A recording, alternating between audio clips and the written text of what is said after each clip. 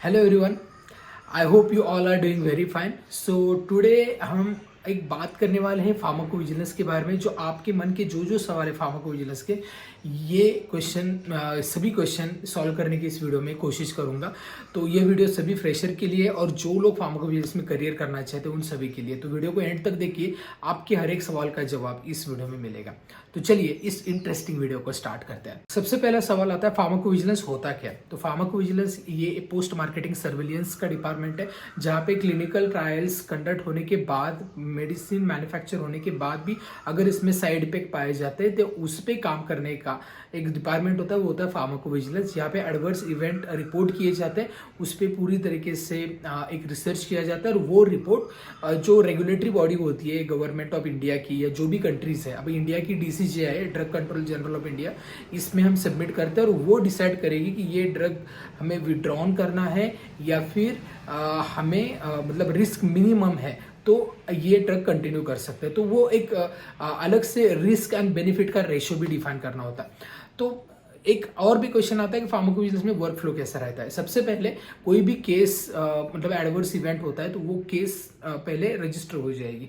तो कौन कहाँ पे एक कोई भी हेल्थ केयर प्रोफेशनल कर सकता है, कोई पेशेंट कर सकता है, उसके रिलेटिव कर सकते हैं, एक लॉयर कर सकता है। ओके, तब ये केस कैसे होती है रिपोर्ट? तो पहले तो एक मेडिकल इंफॉर्मेशन कॉन्टैक्ट सेंटर होते हैं जो कंपनी के होते हैं, वहाँ पे कॉल करके आप एडवर्स इवेंट बता सकते हैं। नेक्स्ट है एक तो स्पॉन्टेनियस रिपोर्टिंग, मतलब हेल्थ केयर प्रोफेशनल जो होते हैं वो भी यहाँ पे रिपोर्ट कर सकते हैं। इसके बाद नेक्स्ट क्लिनिकल ट्रायल्स में सीरियस एडवर्स इवेंट होता है तभी भी रजिस्टर हो सकता है। लिटरेचर सर्च केस में भी रजिस्टर हो सकता है एडवर्स इवेंट। अब इसके बाद जो नेक्स्ट डिपार्टमेंट है केस प्रोसेसिंग, वहाँ पे पूरा जो आपका जो भी डेटा है उसको एक डेटा एंट्री में फीड करना होता है। डेटा एंट्री मतलब यहाँ पे एक सॉफ्टवेयर यूज होता है जो आरईएसजी, आर्गस, ये डेटाबेस होते हैं। ओके, तो इसमें क्वालिटी कंट्रोल होता है, मतलब ये जो डेटा है प्रॉपर गाइडलाइन फॉलो किया गया है, प्रॉपर तरीके से आपने इंफॉर्मेशन दी है कि नहीं, तो वो आपको as per the guidelines put down करना होता है। इसके बाद जो नेक्स्ट डिपार्टमेंट होता है एग्रीगेट रिपोर्टिंग, वहाँ पे सभी जो केस हुए उसको कॉम्पैक्ट फॉर्म में आपको सबमिट किया जाता है। इसके बाद पीरियोडिक सेफ्टी अपडेट रिपोर्ट्स, इसके बाद सिग्नल मैनेजमेंट और इसके बाद रिस्क एंड बेनिफिट असेसमेंट। तो ये सारा वर्क होता है फार्माकोविजिलेंस में। इसके बाद रेगुलेटरी बॉडी को ये डेटा जाता है। ओके, तो इस प्रकार फार्माकोविजिलेंस का वर्क होता है। तो अगर आप इसमें करियर करना चाहते हैं तो आपकी क्वालिफिकेशन क्या होनी चाहिए? तो आप एक हेल्थ केयर प्रोफेशनल होने चाहिए।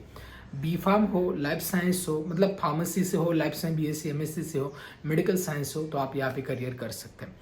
अब बहुत सारे लोग मुझे पूछते हैं मेडिकल साइंस में भी करियर है क्या? यस, डेंटिस्ट हो आप, MBBS हो, MD हो, काफ़ी कंपनीज आपको लेती है। एक्चुअली ये मतलब जहाँ पे मेडिकल राइटिंग में भी ये आपका करियर हो सकता है, बट फार्माकोविजिलेंस में of course there are lots of opportunity for the medical science students as well.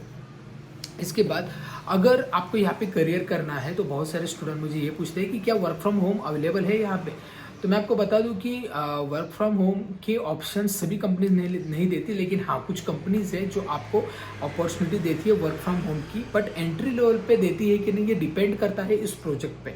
मान लीजिए वो प्रोजेक्ट वर्क फ्रॉम ऑफिस के लिए ही बना है तो आई डोंट थिंक सो आपको वर्क फ्रॉम होम मिलेगा। बट कुछ कंपनीज मतलब यहाँ पे क्या होता है, कुछ जो कंपनी के प्रोजेक्ट आते हैं तो प्रोजेक्ट रिक्वायरमेंट के अनुसार कंपनी एक तो हाइब्रिड वर्क देती है, work from office and work from home देती है। ओके, तो आपको कंपनी डिसाइड करेगी आपकी प्रोफाइल के अकॉर्डिंगली कि आपको ये जो प्रोजेक्ट है इसमें आपको वर्क फ्रॉम होम अलाउ करना है नहीं करना है। ओके, इसके बाद नेक्स्ट क्वेश्चन, क्या आपका एक्सपीरियंस है इंडस्ट्री में? तो वो काउंट होगा यहाँ पे। तो मैं आपको बताता हूँ एक्सपीरियंस कौन सा काउंट होता है। मान लीजिए आप फार्माकोविजिलेंस में एक्सपीरियंस नहीं है, तो कौन सा एक्सपीरियंस फार्माकोविजिलेंस में करियर करने के लिए काउंट होता है? तो रिलेटेड होना चाहिए। यहाँ पे clinical research coordinator, associate, data management, SaaS, इसके बाद रेगुलेटरी, वो भी CROs में आपने की होगी तो ये रिलेटेड वर्क है। बट हर कंपनी नहीं अलाउ करेगी, कुछ कंपनीज कोर फार्माकोविजिलेंस का वर्क मांगेगी, लेकिन कुछ कंपनीज आपको रिलेटेड वर्क बोलती है तो ये वर्क काउंट हो सकते हैं। ओके, इसके बाद नेक्स्ट है कि आपकी करियर गैप अगर ज़्यादा है तो आप यहाँ पे करियर कर सकते हैं, आपको करियर कर सकते हैं। क्योंकि देखिए जब कंपनी आपको अगर एप्लीकेशन मांगती है तो वहाँ पे कुछ कंपनीज है जो आप आपको मतलब एक फिल्टर लगाती है कि रिसेंट पास आउट ही लगेंगे, बहुत सारी कंपनीज ये नहीं लगाती, ठीक है। तो उसमें एज क्या क्राइटेरिया, एज बैरियर ऐसा कुछ एज ऑफ नाउ ऑफिशियली तो नहीं है, okay. It depends upon the company. अगर मान लीजिए कंपनी को लगता है कि आपका इंटरव्यू प्रॉपर है एंड आपको करियर गैप भी है, बट वो कंसिडर किया जा सकता है। It depend on your interview आपका प्रॉपर होता है तो, ओके। सो आप बिल्कुल भी घबराइए मत कि मेरा बहुत ज़्यादा करियर गैप है तो मैं अप्लाई करूंगा कि नहीं, क्योंकि ऑलरेडी बहुत सारे फ्रेशर स्टूडेंट्स भी हैं। लेकिन कंपनी ने अगर वहाँ पे कोई भी इंफॉर्मेशन नहीं दी है कि आप ये pass out particular pass out year की अप्लाई कर सकते हैं, या फिर और भी कुछ अलग से लिमिटेशन दी होगी, तभी आप इसमें मतलब सोच सकते हैं। अदरवाइज आप डायरेक्टली अप्लाई कीजिए, ओके। एंड मोस्टली 70% जॉब्स तो ऐसे नहीं होते, कोई भी स्टूडेंट अप्लाई कर सकता है, ओके।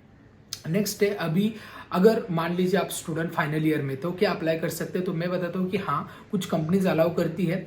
जैसे रिसेंटली TCS में हायरिंग निकली थी, तो लास्ट ईयर में अगर आप होते तभी भी आप अप्लाई कर सकते हैं। लेकिन आपके कैंपस मतलब जो इंस्टीट्यूट है वहाँ से आपको एक परमिशन लेनी होगी कि अगर जॉब लगता है तो दे कैन अलाउ, ओके। तो ये एक कोऑर्डिनेशन का काम है आपका और इंस्टीट्यूट के बीच में। लेकिन हाँ, कुछ कंपनीज अलाउ करती है, ठीक है।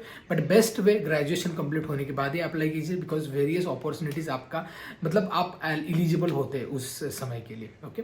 इसके बाद नेक्स्ट है, फार्माकोविजिलेंस में आर्टिफिशियल इंटेलिजेंस कितना इम्पैक्ट करेगा।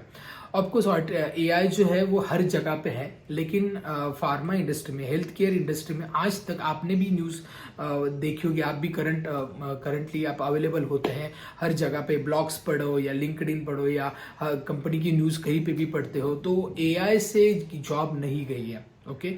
स्पेशली फार्माकोविजिलेंस में नहीं।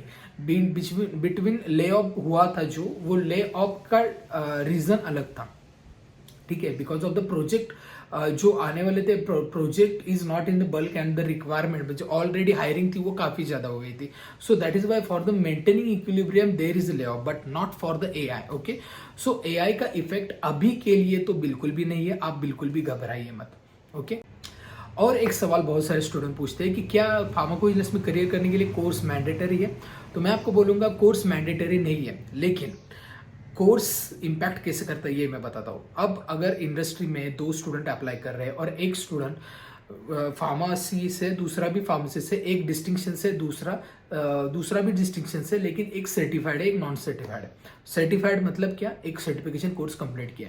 अब इसमें नॉलेज में फर्क डेफिनेटली होगा, क्योंकि जब आप सर्टिफिकेशन कोर्स करते हैं you will not only get knowledge, also get soft skill, okay. So that आपको पता होता है कि क्वेश्चन इंटरव्यू में कौन कौन से पूछे जा सकते हैं, आपका रिज्यूम उसकी प्रकार होगा और आप प्रिपेयर्ड होगे, राइट। जॉब रेडी बनाता है कोई भी कोर्स, तो कोर्स करना ऑलवेज बेटर रहता है। But course is always not mandatory नहीं है, लेकिन कोर्स करेंगे तो एड ऑन वैल्यू होती है, प्रोफेशनल इटिकेट्स आपको सीखने को मिलते हैं और रिक्वायर्ड इंडस्ट्री नॉलेज आपको कोई भी कोर्स से मिल जाती है। अब कोर्स करें तो कहाँ से करें, फ्री करें या ऑफलाइन करें, ऑनलाइन करें, तो मैं आपको बताता हूँ कौन सा भी कोर्स कर सकते हैं as per your convenience. There is no barrier, offline करें ऑनलाइन करें कुछ फर्क नहीं होता है, क्योंकि यहाँ पे कोई आपको प्रैक्टिकल नॉलेज की जरूरत नहीं, it is completely theoretical, okay. So online you can conduct, even better होता है, आप रिमोट वर्क करते कहीं पे भी काम करके भी ये कोर्स कर सकते हैं, और आपके लिए भी फ्लेक्सिबल होता है ऑनलाइन कोर्स। दूसरी चीज होती है आप फ्री वाले करें कि पेड वाले करें। फ्री वाले कौन से, फ्री वाले उपसाला मॉनिटरिंग सेंटर है, कोर्सेरा से आप कर सकते हैं, लेकिन पेड वाले करेंगे तो आपको प्रॉपर नॉलेज मिलेगी। मैं ये बोल रहा हूँ पेड एंड फ्री में डिफरेंस क्या है। अब फ्री में जो होता है वो आपको नॉलेज तो मिल जाती है, but it is not a complete knowledge, ठीक है। आपको कोर्स करने के लिए करना और आपको इंडिविजुअली मॉनिटरिंग करना, किसी ने प्रॉपर गाइड करना और उसी प्रकार आपकी प्रिपरेशन होना, मतलब ये एक डिफरेंट होता है, ठीक है।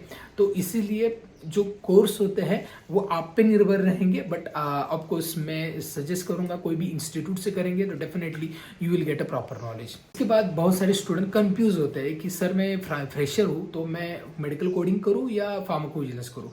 तो दोनों भी करियर अपॉर्चुनिटी अच्छी है। तो मेडिकल कोडिंग क्या होता है, डिक्शनरी जो होती है आईसीडी कोडिंग या सीपीटी या एचसीपीसी, इस पे काम होता है। आपको एनाटॉमी फिजियोलॉजी मालूम होनी चाहिए, उसी के बेसिस पे आपको कोई भी केस पे कोड जनरेट करना होता है। तो वो जो कोडिंग की डिक्शनरी उसकी जानकारी होनी चाहिए। So it is again health care IT job, but pharmacovigilance अलग है, इसके ड्रग रिलेटेड इंफॉर्मेशन होगी आपको, और आप इसमें इंटरेस्टेड है, मतलब यहाँ पे बहुत से आगे भी पोजीशन अच्छी होती है। ठीक, हेल्थ केयर आईटी में फार्माकोविजिलेंस हमेशा रहेगा, और फार्माकोविजिलेंस एक कोर जॉब है।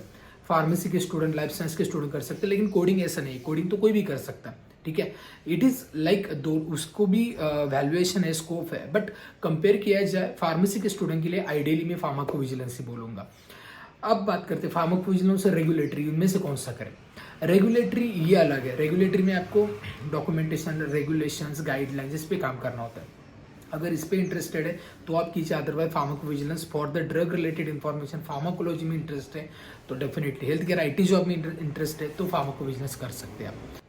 इसके बाद ये क्वेश्चन आता है कि मास्टर्स करना ज़रूरी है, तो मैं बोलूँगा बिल्कुल मैंडेटरी नहीं है मास्टर्स करना। मास्टर्स करेंगे तो एड ऑन वैल्यू हो जाएगी, but not required. Okay, B pharm के बाद भी आप कहीं पे भी फार्माकोविजिलेंस में रिक्रूट हो सकते हो। ठीक है, बहुत मिनिमम मतलब बैरियर आ सकता है, ऑलमोस्ट 10 to 15%, बाकी आप बी फार्म अप्लाई कर सकते हो। ठीक है, इसके बाद नेक्स्ट है, इसमें सैलरी कितनी होती है, डिपेंड है कंपनी टू कंपनी, लेकिन 2.5 to 3.5 LPA आज तक के मतलब एक एवरेज पैकेज आपको मिल सकता है। इसमें इन हैंड सैलरी कितनी मिलती है, इन हैंड सैलरी आपको 18,000 to 28,000 तक आपको मिल सकती है। अब इससे ज़्यादा भी मिल सकती है, लेकिन मैंने एक एवरेज बताई आपको। ठीक है, इसमें डिपार्टमेंट्स अलग अलग है, लाइक जैसे ICSR, individual case safety report, then MICS, medical information contact center, then aggregate reporting, then signal detection, then periodic safety update reports, okay, and risk benefit analysis, assessment का एक अलग डिपार्टमेंट होता है। Okay, तो लगभग 13 department है pharmacovigilance में। अब इसका फ्यूचर कैसा है, फार्माकोविजिलेंस का फ्यूचर काफ़ी ब्राइट है, कोर जॉब है, कभी भी कितने भी इंडस्ट्री में कुछ भी हो जाए फार्माकोविजिलेंस तो रहेगा, क्योंकि ड्रग मैन्युफैक्चर होगा तो एडवर्स इवेंट डेफिनेटली आते हैं, क्योंकि क्लिनिकल ट्रायल्स में सभी पॉपुलेशन नहीं ली जाती, बहुत पॉपुलेशन एग्जाम्प्ट की जाती है, जैसे कि चिल्ड्रंस, पेडियाट्रिक या प्रेग्नेंट लेडीज या फिर जेरेट्रिक पेशेंट, ये या फिर और भी स्पेसिफिक डिसीज के लोग नहीं ले सकते। तो इसमें क्या होता है कि वो एडवर्स इवेंट होते हैं तो उसको मॉनिटर करना होता है। So pharmacovigilance is always there. Okay, तो यहाँ पे काफ़ी अच्छा करियर अपॉर्चुनिटी आपको। एंड कई स्टूडेंट ये भी पूछते हैं कि फॉरेन में अपॉर्चुनिटी है, डेफिनेटली अपॉर्चुनिटी है, और आपको मतलब जो कंपनीज है उनके हर एक जगह पे मतलब जैसे IQ है, पैराक्सेल है, जैसे लैबकॉर्प है, या फिर जो स्पॉन्सर्ड कंपनीज है उसमें नोवार्टिस है, इसमें फाइजर है, ओके, सैनोफी है, मतलब जो जो कंपनी उसके फॉरेन में भी प्लांट्स है, तो वहाँ पे भी आप करियर कर सकते हैं। मुझे लगता है कि इस वीडियो से आपको काफ़ी ज़्यादा इन्फॉर्मेशन मिली होगी, आपकी बहुत सारी क्वेरी सॉल्व हो गई होगी। इंटरव्यू के रिलेटेड प्रिपरेशन करना चाहते हैं तो ऑलरेडी हमने वीडियो बनाए, वो वीडियो देख लीजिए। और अगर आप फार्माकोविजिलेंस सीखना चाहते हैं फ्रॉम द स्क्रैच, और आप फ्रेशर है या एंट्री लेवल एक्सपीरियंस है, एंड फार्माकोविजिलेंस में आप पूरा नॉलेज गेन करना चाहते हैं, तो आप हमारा 3 month online certification course in pharmacovigilance join कर सकते हैं। डिस्क्रिप्शन में मैंने इसकी पूरे डिटेल्स दिए हैं, तो आप ये देख के ज्वाइन कर सकते हैं। यहाँ पर आपको डोमेन नॉलेज तो डेफिनेटली मिलेगा, दूसरा स्किल डेवलपमेंट, मतलब resume preparation, interview preparation and placement assistance भी मिलती है। तो इसमें बेनिफिट्स ये है कि this is most affordable courses. दूसरा ऑनलाइन कोर्स है, यहाँ पे आपको रिकॉर्डिंग भी मिलती है, विथ लाइव लेक्चर्स मिलते हैं, देन स्टडी मटेरियल आपको मिलता है, देन आपको सॉफ्ट स्किल में आपकी हेल्प की जाती है, आपको प्लेसमेंट में भी हेल्प हो जाती है। तो बहुत सारी चीज़ें हैं, फ्रेशर के लिए एक आइडियल कोर्स है। इंडस्ट्री लेटेस्ट इंडस्ट्री रिक्वायरमेंट के अनुसार हमने ये कोर्स डिज़ाइन किया। For more information call to this number about the course. Okay, तो ये वीडियो कैसा लगा ये मुझे बताएं। वीडियो अच्छा लगता है, कंटेंट अच्छा लगता है, वीडियो को लाइक करें, चैनल को सब्सक्राइब नहीं किया सब्सक्राइब डेफिनेटली करें, और इस वीडियो को कई सारे स्टूडेंट्स तक शेयर करें, सो दैट उनकी भी क्वेरी सॉल्व हो जाए। इस वीडियो में इतना ही, मिलते हैं नेक्स्ट वीडियो में, तब तक बी हेल्दी बी हैप्पी।